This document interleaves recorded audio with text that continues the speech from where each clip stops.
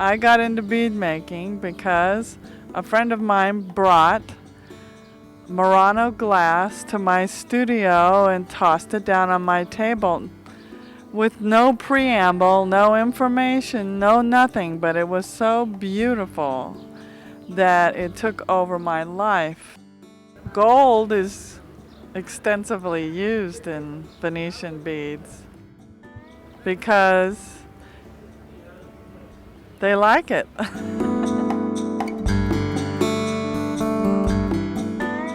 First, I start with a cylinder of black glass.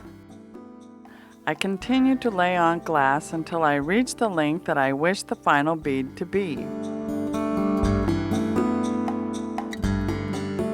Next, I marver the bead to define the shape. I like to add another wrap of glass to the center, which gives the bead the volume that it needs for it to form an attractive diamond shape when I flatten it later on. Notice that I only add enough glass to produce the shape that I need with nothing extra.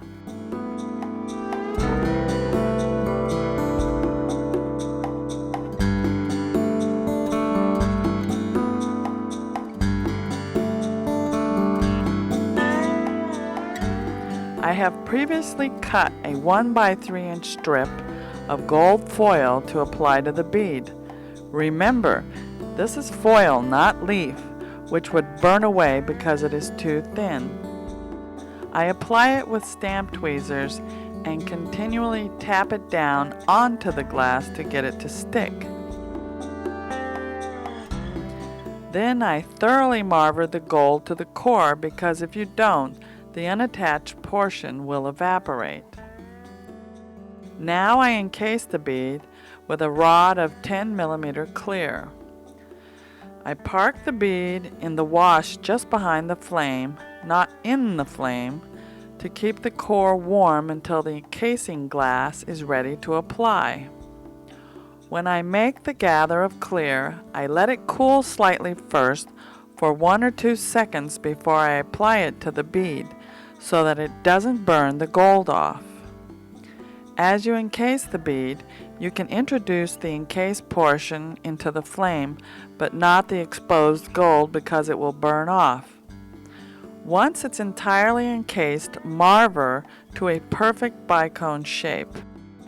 Now take your bead mashers and squish gently into a diamond or tabular shape. I do this gradually 2 or 3 times to prevent making the bead too thin. The bead should be 3 times the thickness of your mandrel. Now I use a stringer of transparent red to create a large raised dot on both sides of the center of the diamond.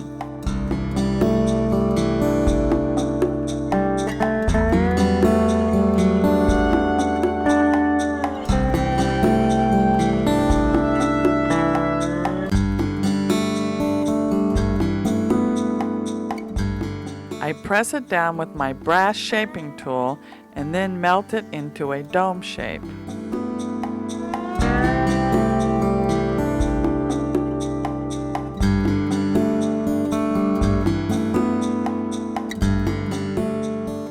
Now I take a 2 mm stringer of clear glass and proceed to add 10 dots to the edge of the bead all the way around.